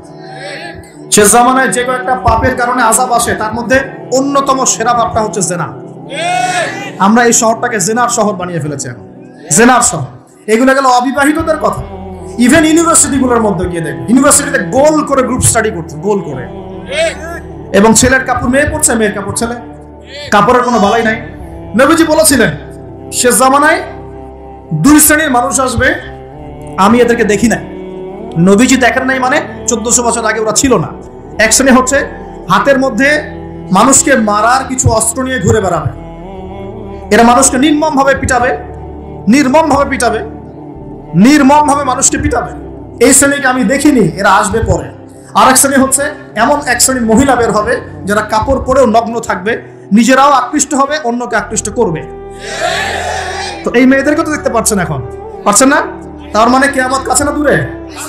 আর আমি এখন ওই হাতে লাঠিওয়ালা ওই গ্রুপকেও খুঁজে পেয়েছি। হাতে লাঠিওয়ালা সেই গ্রুপ কোনটা জানেন? ওই যে ঘরের মধ্যে ঢুকায় ঢুকায় যে ছেলেগুলোকে মেরে মেরে রাত্রেবেলা মেরে ফেলায়, সেটা গ্রুপের। বিভিন্ন হলে হলে দেখেন না, হকি স্টিক নিয়ে 8-10 জন মিলে এক একটা করে ছেলেকে ডেকে নিয়ে পিটায় পিটায় মেরে ফেলায়, এগুলো সেই ছেলে। এদেরকে যারা জন্ম দিয়েছে ওই বাপের জন্য ধিক্কার, এদেরকে যারা জন্ম দিয়েছে এই বাপের জন্য ধিক্কার। আর এখন এরকম লেডিস গ্রুপও বের হয়েছে, আর মেয়েদেরকেও হলে ডেকে ডেকে পিটানো শুরু করেছে। তোমরা কি মনে করো যে 5 জন 6 জন 10 জন মিলে একজনকে সারা রাত টর্চার করে মেরে ফেলানোর মধ্যে সুপুরুষ? তুমি সুপুরুষ, তুমি অনেক বড় বীর। সাহসটা তুমি একজন একজন মারামারি করে দেখাও না, দেখি তোমার এত বড় সাহস, তাহলে একজন একজন মারামারি করে দেখাও না। আসো রিং এর মধ্যে, আসো রিং এর মধ্যে আসো, তারপর দেখি তোমার কত শক্তি আমাদের কত শক্তি। একজন 1-on-1 ব্যাটেলে আসো, খালি হাতে 1-on-1 ব্যাটেলে আসো। 8 জন 10 জন মিলে একটা বুয়েটের ছেলে, একটা মেডিকেলের ছেলে, একটা অমুকের ছেলে, তমুকের ছেলে, বাবা মায়ের স্বপ্ন লালন করা ছেলেগুলোকে ঘরের মধ্যে ঢুকাবা, সারা রাত পিটায় মেরে ফেলবা, এটাকে তোমরা সাফল্য মনে করো, বিরক্ত মনে করো? এই ছেলেগুলোকে জন্ম দিয়েছে যে পিতা মাতায়, এদের জন্য ধিক্কার আমার পক্ষ থেকে। আপনারা এইসব সন্তান জন্ম দিতে গেলেন কেন? খিদির আলাইহিস সালাম বেঁচে থাকলে ছোটবেলায় মেরে ফেলতো এদেরকে। ওই যে খিদির আলাইহিস সালাম ছোটবেলায় একটা বাচ্চাকে মেরে ফেলছিলেন না? মুসা আলাইহিস সালাম বলেছিলেন যে একটা বাচ্চাকে কেন মেরে ফেললেন? তখন খিদর আলাইহিস সালাম বলেছিলেন, এই ছেলেটা যদি বড় হয়, বড় হলে অনেক বড় কাফের হবে। আল্লাহ আগে জানিয়ে দিয়েছেন, এই জন্য আগে মেরে দিয়েছে। এই বাচ্চাগুলোকে নিতে গেলেন কেন? কোন রকম লজ্জাবোধ নাই, চক্ষু লজ্জা নাই। এরপর যখন আইন শৃঙ্খলা বাহিনী এদেরকে অ্যারেস্ট করে নিয়ে যায়, বীরের মতো হাসতে হাসতে চলে যায়। ও জানে যে আমার কোনো সমস্যা হবে না, ফাঁক ফোকরে বেরিয়ে চলে আসবে। তোমরা এগুলোকে বীরত্ব মনে করো, তোমরা বীরত্ব মনে করো, সুপুরুষ হয়ে গেছো তোমরা। এতই যদি ক্ষমতা থাকে, সাহস থাকে, তো একজন মারামারি করো না, 1-on-1 ব্যাটেল আসে। তারপর দেখো কে জিতে কে হারে। 10 জন মিলে একজনকে পিটাবা, মনে করছো খুব বড় বীর হয়ে গেছো। এখন 10টা মেয়ে মিলে একটা মেয়েকেও পিটাচ্ছে, সুবহানাল্লাহ। তা আবার ইসলামিক বিশ্ববিদ্যালয়ের মধ্যে। এই বিশ্ববিদ্যালয়ের নাম ইসলামিক কে দিল? এটা ইসলাম? একটা মেয়েকে আপনি ঘরের মধ্যে ঢুকায় সারা রাত পিটাবেন, মেয়েটা কাঁদতে কাঁদতে বলছে আমার পায়জামা পর্যন্ত খুলে ফেলেছে টান দিয়ে। আরে তোর মায়ের পায়জামাকে খুলে ফেললে তোর কেমন লাগবে? তোর বোনের পায়জামাকে খুলে ফেললে তোর কেমন লাগবে? কোন সাহসে তুই একটা মেয়ের পায়জামায় হাত দিস? এত বড় সাহস! নির্মম ভাবে, অহেতুক ভাবে এই যে অসহায় মানুষগুলোকে, ছাত্র পড়তে গিয়েছে, বাবা মার স্বপ্ন লালন করা ছাত্র, ছেলেটা ইঞ্জিনিয়ার হবে, ছেলেটা মেডিকেল সায়েন্সে পড়ে বড় একজন ডক্টর হবে, পিটায় মেরে ফেলে দিল তাকে। এত বড় সাহস! আর আমরা কিছুই বলতে পারলাম না, কিছু করলাম না। কি একটা অবস্থা চলছে! এগুলো যখন চলতে থাকবে একটা কওমের মধ্যে, আপনার মনে হয় যে আল্লাহর পক্ষ থেকে রহমত নেমে আসবে? লা ইলাহা ইল্লাল্লাহ বলা একজন মানুষ যদি বেঁচে থাকে, ওই একজন মানুষের সম্মানে আল্লাহ পাক কিয়ামত দিবেন ইনশাআল্লাহ। সে একজন মানুষকে এভাবে নির্মমভাবে পিটিয়ে মেরে ফেলো তোমরা। এখন মানুষকে পেটানো শুরু করেছো। নবী সাল্লাল্লাহু আলাইহি ওয়াসাল্লাম শেষ জামানার হাদিস সম্পর্কে বলেছিলেন যে আমি এক শ্রেণীর মানুষকে দেখি নাই যারা আসবে, মানুষকে নির্মমভাবে মারবে, নির্মমভাবে মানুষকে পিটিয়ে মারবে। আর কোরআন খুলে দেখেন, একটা জাতির কথা আল্লাহ পাক বলেছেন। এই জাতির নাম হচ্ছে আদ জাতি। কোন জাতি ভাই? এই আদ জাতিকে আল্লাহ পাক ধ্বংস করেছিলেন ঝড় দিয়ে, ঝড়টা দিয়ে। আল্লাহ পাক এই কওম সম্পর্কে বলেছেন, ওয়াইদা বাতাসতুম জাব্বারিন। ওরা শিরক কুফর তো করতোই, কিন্তু এর পাশাপাশি একটা বড় পাপ করতো। ওই পাপটা হচ্ছে এরা যখন মানুষকে পেতো, পিটিয়ে মেরে ফেলতো, নির্মমভাবে পিটিয়ে মেরে ফেলতো। এই আদ জাতির পাপ তোমরা করা শুরু করেছো। আমাদের শহরে এগুলো চলছে না? এখন দিনে দুপুর রাস্তাঘাটে এগুলো চলছে। শিক্ষা প্রতিষ্ঠানে গিয়ে এগুলা মাস্তানি করতে গিয়েছো তোমরা। আল্লাহ রাব্বুল আলামিন আমাদেরকে উমরের শাসন দান করুন বলে আমিন। একটা মাস উমরের শাসন যদি চলে না, দেখবেন সব লাইনে চলে আসছে ইনশাআল্লাহ। একটা মাস খালি ধর্ষণের বিচার করা শুরু করেন, ধর্ষণ করার সাহস খুঁজে পাবেন ইনশাআল্লাহ। কোন মাদ্রাসাতে আমরা দেখেছি, কোন মাদ্রাসাতেও এই যে হাফেজ ছাত্র হতে গিয়েছে, বাবা মা হাফেজ বানাবে, মাদ্রাসায় পাঠিয়েছে, মাদ্রাসার শিক্ষক ছেলেটাকে বালাৎকার করে রেখে দিয়েছে। হ্যাঁ, ঢাকা শহরের ঘটনা বলছি। আমাদের সন্তানদেরকে কোথায় পাঠাবো তাহলে? পাপ যেই করুক, পাপ পাপি। এখানে যদি দাড়ি টুপিওয়ালা মানুষও পাপ করে, তাকেও শাস্তির আওতায় নিয়ে আসতে হবে। আল্লাহ তৌফিক দান। মাদ্রাসায় আপনি ছাত্রকে বালাৎকার করবেন, মাদ্রাসায় আপনি সমকামিতা করবেন, আপনার তো লিঙ্গ কেটে জাতির সামনে উপস্থাপন করা দরকার। উমরের শাসন হলে এটাই হতো। উমরের শাসন হলে আল্লাহর কসম করে বলছে এগুলোই হতো। ওয়াজ মাহফিলগুলোকে, দিনের এই পবিত্র আমানতগুলোকে অনেক জায়গায় ঠাট্টা মশকরের পাত্র বানানো হয়েছে। কোথাও দেখা যায় যে ওয়াজ মাহফিল যে বললাম ডিজে জিকির চালু করা হয়েছে। ফাইজলামি শুরু করছো দিন নিয়ে তোমরা। ইনশাআল্লাহ তাআলা অচিরেই এই উম্মতের মধ্যে এমন নেতৃত্ব আসবে ইনশাআল্লাহ, যে নেতৃত্বের আন্ডারে ইনশাআল্লাহ তাআলা জমিন থেকে জুলুমের শেকড় উপরে যাবে ইনশাআল্লাহ। আমরা আল্লাহর কাছে দোয়া করি, আল্লাহ পাক আমরা বেঁচে থাকি না থাকি এমন প্রজন্ম যেন আল্লাহ পাক নিয়ে আসেন ইনশাআল্লাহ। সারা দুনিয়া জুড়ে ফাইজলামি শুরু হয়ে গেছে, সারা বিশ্ব জুড়ে এই যে পশ্চিমাদের যে আগ্রাসন, মুসলিম বিশ্বের আনাচে কানাচে অসহায় মুসলিমদেরকে নির্যাতন করা হচ্ছে নির্মমভাবে। একটা বাচ্চা সে জানে না যে শিয়া কি সুন্নি কি, বোম মেরে নষ্ট উড়িয়ে দেওয়া হয়, মাথার খুলি উড়িয়ে দেওয়া। একটা মা জানে না শিয়াইজম কি সুন্নিজম কি, মিসাইল মেরে বোম মেরে হত্যা করে দেওয়া। ফাইজলামি শুরু হয়েছে সারা বিশ্ব জুড়ে, এগুলোই চলতেছে। সারা বিশ্ব জুড়ে মিডিয়ার মধ্য দিয়ে মুসলিমদেরকে আজকে সন্ত্রাসী বানানো হয়ে গেছে। সারা বিশ্বে রক্তও ঝরবে আমাদের, আবার আমাদেরকেও সবাই সন্ত্রাসী বলে বেড়াবে। নাটক শুরু করেছে, নাটক। সারা বিশ্ব জুড়ে সবচেয়ে শান্তিকামী মানুষ কারা? আমরা, অন্য কেউ আছে? সারা বিশ্বের মানুষের, নিরীহ মানুষের রক্ত কাদের হাতে লেগে আছে? আমাদের হাতে। আমরা ইরাকে মানুষ হত্যা করেছি, আমরা আফগানিস্তানে মানুষ হত্যা করেছি, আমরা উইঘুরদেরকে হত্যা করেছি, আমরা রোহিঙ্গাদেরকে হত্যা করেছি, আমরা বিগত 12, 14, 15 বছর ধরে সিরিয়াতে বাচ্চাদেরকে হত্যা করেছি, বিগত প্রায় 70 বছর থেকে প্যালেস্টাইনে আমরা মানুষকে হত্যা করেছি। আমরা কি এই যে লেবানন, জর্ডান এই জায়গাগুলোতে মানুষকে আমরা মারছি? তাহলে সারা বিশ্বে আমাদেরকে আজকে সন্ত্রাসী কেন বলা হবে? কি কারণে বলা হবে? আর আমরা কেউ কোনো কথাও বলি না, মন থেকে ঘৃণাও করি না। এই কথাগুলো বলবেন কারা? বলবেন তো আলেম ওলামারা। এখন যদি আমরা এই ওয়াজ মাহফিলের স্টেজগুলোকে সার্কাসের মঞ্চ বানিয়ে ফেলি, এই আমানতের হক কে আদায় করবে? কে আদায় করবে? আল্লাহ পাক আমাদের সবাইকে বোঝার তৌফিক দান করুন। আমরা আশা করি ইনশাআল্লাহু তাআলা আমাদের উপরে যারা আছেন তাদের বোধোদয় হবে ইনশাআল্লাহ। আমরা কারো শত্রু নই, ইসলাম কারো শত্রু নয়, কারো খারাপ চায় না। ইসলাম চায় সমাজের ন্যায় প্রতিষ্ঠা হোক, এবং ন্যায়টা যে কারো হাত দিয়ে প্রতিষ্ঠা হোক, কোনো সমস্যা নাই। এক্স ওয়াই জেড যেই হোক না কেন, যার হাতে ন্যায় প্রতিষ্ঠা হবে আমরা তার জন্য দোয়া করবো ইনশাআল্লাহ। আর যে অন্যায়কে প্রশ্রয় দিবে, প্রতিষ্ঠা করবে, আমরা তার ধ্বংসের জন্য আল্লাহর কাছে দোয়া করবো ইনশাআল্লাহ। আর আল্লাহ পাকের গজব যখন নেমে আসবে কেউ ঠেকাতে পারবে না ইনশাআল্লাহ।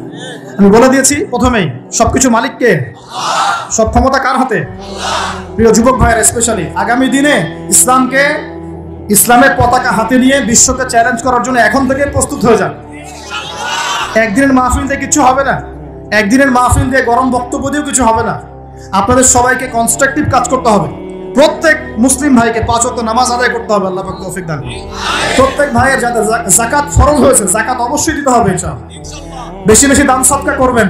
নিজের পরিবারের মধ্যে কোনোভাবেই অনইসলামিক কোনো সংস্কৃতি আসতে দিবেন না। নিজের পরিবারের মধ্যে পর্দা প্রতিষ্ঠা করবেন। কোনো অবস্থাতেই হারাম রিজিকের দিকে যাবেন না ইনশাআল্লাহ। আপনার সন্তান সন্ততিদেরকে ছোটবেলা থেকেই মুসলিম রূপে মানুষ করবেন, কোনো রকম অমুসলিম কালচারে বড় করবেন না। আপনার সন্তানদেরকে ছোটবেলায় কোরআন শেখাবেন, হাদিস শেখাবেন, আলেম ওলামা সোহবত দিবেন, হকপন্থী আলেম চিনবেন, তাদের কাছে সন্তানদেরকে পাঠাবেন ইনশাআল্লাহ। ইসলামকে নিয়ে ঠাট্টা বিদ্রুপ করবেন না, রং তামাশা করবেন না। এই যুগ সম্পর্কে সচেতন থাকবেন। কি হচ্ছে, কি চলছে, হাদিসে কি আছে, কুরআনে কি আছে, সামনে কি হতে পারে, সচেতনতা তৈরি করবেন। এই চলমান ফিতনাময় পরিবেশে নিজের ঈমান আমলকে এমনভাবে ধরে রাখবেন যেমন করে হাতের মধ্যে মানুষ আগুন ধরে রাখে, ঈমান ধরে রাখে। পরিবারের মধ্যে বেপরদামিকে স্থান দিবেন না। পরিবারের ছেলে কি করছে, মেয়ে কি করছে, আপনার আত্মীয় স্বজনের হক ঠিক আছে কিনা, প্রতিবেশীর হক ঠিক আছে কিনা, প্রতিটা বিষয় as a Muslim leader of the family আপনাকে এগুলো দেখতে হবে। আল্লাহ পাক তৌফিক দান করুন। এবং বেশি বেশি সামাজিক কিছু অ্যাসোসিয়েশন করে তুলবেন যেগুলো সামাজিক অন্যায়গুলোকে প্রতিরোধ করবে ইনশাআল্লাহ। সামাজিকভাবে ন্যায় ছড়িয়ে দিবে, সামাজিকভাবে ইসলাম ছড়িয়ে দিবে ইনশাআল্লাহ। শিক্ষা প্রতিষ্ঠান গড়ে তুলবেন যেখানে জেনারেল এবং ইসলামিক শিক্ষার সমন্বয় থাকবে, আলোকিত প্রজন্ম গড়ে উঠবে ইনশাআল্লাহ। এরকম সমাজের অবস্থায় কি আল্লাহর আযাব আসবে না রহমত আসবে? এই হচ্ছে আমাদের সমাজের অবস্থা। এখন কতগুলো বলে শেষ করব। প্রতি ঘরে ঘরে ব্যভিচার ঢুকে পড়েছে, ঘরে ঘরে ব্যভিচার, পরকীয়া ঢুকেছে, পরকীয়া।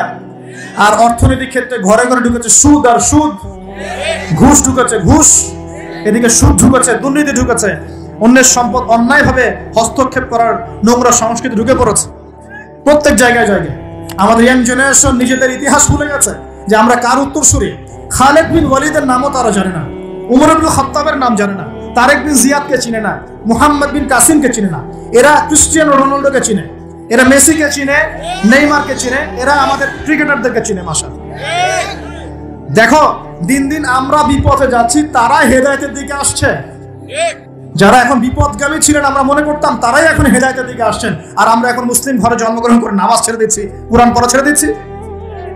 এটা কি ধরনের কথা? আমার পরিবারের মা বোনরা কিভাবে বেপরদায় বাইরে যায়? আমার পরিবারের কর্তা আমি কেমন করে আমার পরিবারের স্ত্রী সন্তান মেয়েরা বাইরে বেপরদায় যাবে, কিভাবে যাবে? আমি তো পরিবারের কর্তা, আমি পরিবারের স্বামী, আমার স্ত্রী কেমন করে বেপরদায় বাইরে যাবে? আমার ছেলে কেন নামাজ পড়বে না? নামাজ না পড়ে সে ভাত খাবে কিভাবে? নামাজ না পড়ে আমার পরিবারে আমার ছেলে ভাত খাবে কিভাবে? আমার মেয়ে কেমন করে ভাত খাবে?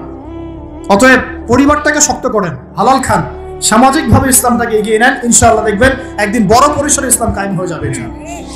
আর আমরা কারোর জন্য বদদোয়া করবো না, আমরা দোয়া করবো আল্লাহ পাক যেন ঊর্ধ্বতন কর্তৃপক্ষ সবাইকে হেদায়েত দান করেন এবং অন্যায়ের বিরুদ্ধে দাঁড়ানোর তৌফিক দান করেন, এবং তাদের হাতে হলেও আল্লাহ পাক যেন ন্যায় প্রতিষ্ঠা করার তৌফিক দান করেন।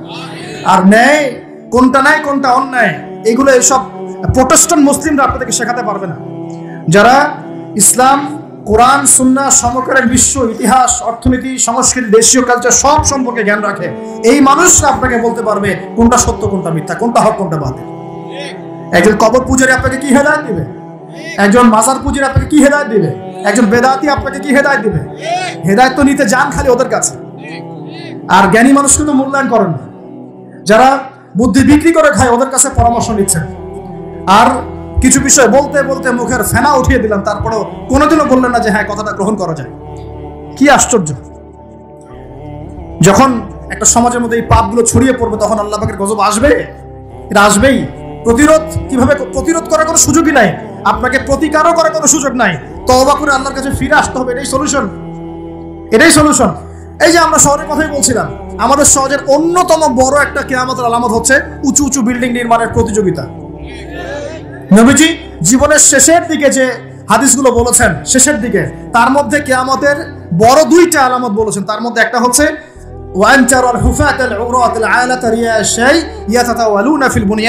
যখন দেখবে সমাজের সবচেয়ে নিম্ন শ্রেণীর মানুষেরা, রাখাল টাইপের মানুষ, গায়ে জামা নাই, পায়ে স্যান্ডেল নাই, উঁচু উঁচু বিল্ডিং নির্মাণের প্রতিযোগিতা করছে। ধনীরা বিল্ডিং নির্মাণ করবে এমনটা নবীজি বলেন নাই। নবীজি বলছেন গরিব, ফকির, মিসকিন, গায়ে কাপড় নাই, স্যান্ডেল নাই, এরা বিল্ডিং নির্মাণ করবে না, প্রতিযোগিতা করবে একে অপরের সাথে। এখনকার আরব বিশ্বটা এর জাজল্যমান দৃষ্টান্ত। অনেক সালফে সালেহিন বলেছেন এই হাদিস থেকে আরবদেরকে ইশারা করা হয়েছে। এটা আমাদের ঢাকার মধ্যে চলে আসছে। আজকালকে যার এক জায়গা টাকা পয়সা ছিল না, আজকে 10 তলা 20 তলা ফ্ল্যাটের মালিক। কিভাবে সম্ভব? সুদের মধ্য দিয়ে সম্ভব, দুর্নীতির মধ্য দিয়ে সম্ভব, কালো টাকার মধ্য দিয়ে সম্ভব, অন্যের সম্পদ অন্যায়ভাবে হস্তক্ষেপ করার মধ্য দিয়ে সম্ভব। আর মাশাআল্লাহ, যার একটা 5-10 তলা বাড়ি আছে আমাদের শহরে, অন্য মানুষকে মানুষই মনে করে না, ভাড়াটিয়াকে মনে করে যে তেলাপোকা, ককরোচ, ছিছি করে তাড়াচ্ছে। কত যে শর্ত! কোনো সময় এমনও হয়েছে, মানে বাড়ি ভাড়া চাইতে গিয়ে যে বেইজ্জত হতে হয়েছে, মনে হলো যে বাড়ি ভাড়া চাইতে গিয়ে মানে নিজের সম্মান নিজে নষ্ট করে ফেললাম। সুবহানাল্লাহ। কারণ যখন নিম্ন শ্রেণীর মানুষের কাছে অর্থ আসে, তখন কিন্তু এদের মধ্যে কালচার আসে না। সম্পদ আসে ঠিকই, কিন্তু কালচার, সভ্যতা আসে না। তারা অসভ্যই থেকে যায়। কাকে সম্মান দিতে হবে, কাকে দিতে হবে না, সেটাও জানে না। কথা বুঝতে পারছেন? এটা আমাদের সমাজ এখন চলছে, হাইলি কনস্ট্রাক্টেড বিল্ডিংস এর প্রতিযোগিতা। আর আমরা বলবো কেন, এই যে এখনকার সেকুলার রিপোর্ট গুলোই বলছে বেশিরভাগ বিল্ডিং এরই দেখা যায় যে কোনো রকমের ভিত্তি নাই। এই 5-6 মাত্র ভূমিকম্প হলেই সব দরদর করে পড়ে যায়। আর এই যে অহংকার, আমি একটা ফ্ল্যাটের মালিক, ঢাকা শহরে মনে হচ্ছে যেন পরিচয়ের মানদণ্ড হচ্ছে এটাই।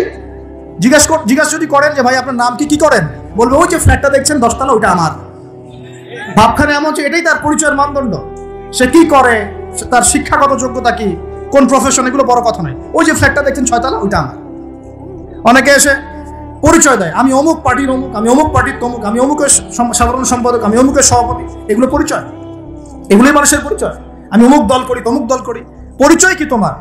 তুমি কি এই পরিচয় দিয়ে কাল কিয়ামতের মাঠে আল্লাহর সামনে দাঁড়াবা? তোমার পরিচয়টা কি? পরিচয় হচ্ছে তোমার শিক্ষাগত যোগ্যতা কি, তুমি সমাজকে কতটুকু সার্ভ করতেছো, তোমার ইলমি যোগ্যতা কি, তুমি 5 ওয়াক্ত নামাজ পড়ো কিনা, তুমি ইসলামপন্থী কিনা, তোমার সুন্নত আছে কিনা, তুমি দিনের জন্য কি করো, এগুলো তোমার পরিচয়। আল্লাহ রাব্বুল আলামিন আমাদের কথাগুলো বোঝার তৌফিক দান করুন। আমাদের সমাজে হাইলি কনস্ট্রাক্টেড বিল্ডিংস এর প্রতিযোগিতা চলছে। দেখেন, বিল্ডিং নির্মাণ করা পাপের কিছু নয়, কিন্তু এগুলোর মধ্য দিয়ে অহংকার করাটাই পাপের। আর অহংকার করলে আল্লাহ পাক এগুলোকে ধসিয়ে দিলে সময় নেবেন না। আল্লাহ পাক আমাদেরকে বোঝার তৌফিক দান করুন। আমাদের সমাজে রন্ধে এগুলো চলছে, আমানতের খেয়ানত, অবিশ্বাস, সুদ চলছে, জেনা চলছে, ফ্ল্যাটে জেনা চলছে, ফ্ল্যাটে জেনা। আর জেনা মানে শুধু শারীরিক ইলিগ্যাল ফিজিক্যাল রিলেশনশিপই নয়, জেনার মধ্যে চোখের জেনা আছে, কথার জেনা আছে, চলাফেরার জেনা আছে। নবীজি বলেছেন শেষ জামানায় এক শ্রেণী মেয়ে আসবে যারা পুরুষের কাপড় পরে ঘুরবে। এটা দেখার জন্য আপনি ঢাকার শপিং মলে চলে যান, শপিং মলে যান, কিয়ামত দেখতে পারবেন। কিয়ামত কাকে বলে? কেউ দেখা যায় সুন্দর সুন্দর বোরখা বানিয়ে নিয়েছে, যে বোরখাগুলো পরেও তার মানে শরীরের কাঠামো স্পষ্ট বোঝা যাচ্ছে। এখানে আপনি কাকে দায়ী করবেন, কাকে দোষ দিবেন? অবৈধ সম্পর্ক ঢাকা শহরে রন্ধে ঢুকে গেছে। অবৈধ সম্পর্ক, টিনেজ, 8-10 বছর, ক্লাস 8-এ পড়ে, ক্লাস 9-এ পড়ে, 10-এ পড়ে, এদের মধ্যে ইলিগাল সম্পর্ক চলছে। ইউনিভার্সিটিতে পড়ে, স্কুল কলেজ পাস করে বিশ্ববিদ্যালয়ে গিয়েছে, ব্যাস ও মনে হয় যে একেবারে পাখা ওর গজায় গেছে, যা ইচ্ছা তাই করতে পারে। মেয়েকে দিয়েছেন একটা স্মার্টফোন, ব্যাস নষ্ট হয়ে গেছে। ছেলেকে দিয়েছেন একটা বাইক, ও দেখ মাদকের আসরে বসে আছে। কি একটা অবস্থা! এই যুব সমাজ কি আগামী দিনে ইসলামের পতাকা বহন করবে? এই যুব সমাজকে দিয়ে ইসলামের বিজয় লাভ হবে, নাকি আমাদের একটা ঈমান দীপ্ত যুব সমাজ দরকার? কোনটা? আল্লাহ পাক আমাদের সবাইকে আল্লাহর পক্ষ থেকে ঈমান দান করুন। আর আমি লম্বা করতে থাকলে সারা রাত যাবে গা। আমি আপনাকে গুছায় নিয়ে এসে শেষ করে দিচ্ছি যে এর পাশাপাশি কোন কোন পাপ ছিল, যে পাপগুলোর কারণে আল্লাহ পাক এই গজবগুলো দিয়েছিলেন। এবং এই ঢাকা শহর সহ এই বড় বড় শহরগুলা এই পাপের মধ্যে আছে কিনা আপনি নিজেই যাচাই করবেন। যাচাই কে করবে? আপনি যাচাই করবেন, আমি যাচাই করব না। 1 নাম্বার শিরকের পাপ আছে না নাই? কুফরির পাপ 2 আছে না নাই? আমানত উঠে যাওয়া আছে না নাই? আমানত উঠে যায় নাই? 4 বিশ্বাস উঠে যাওয়া, বিশ্বাস উঠে গেছে না? বাবাও ছেলেকে বিশ্বাস করতে পারে না, এখন স্বামী স্ত্রীকে বিশ্বাস করতে পারে। মনে রাখবেন, একটা সমাজে যদি বিশ্বাস না থাকে একের প্রতি অন্যের, এই সমাজের মধ্যে কখনো শান্তি আসবে? আসবে না। আপনি পরিবারেই শান্তি পাবেন না, সমাজ তো দূরের কথা।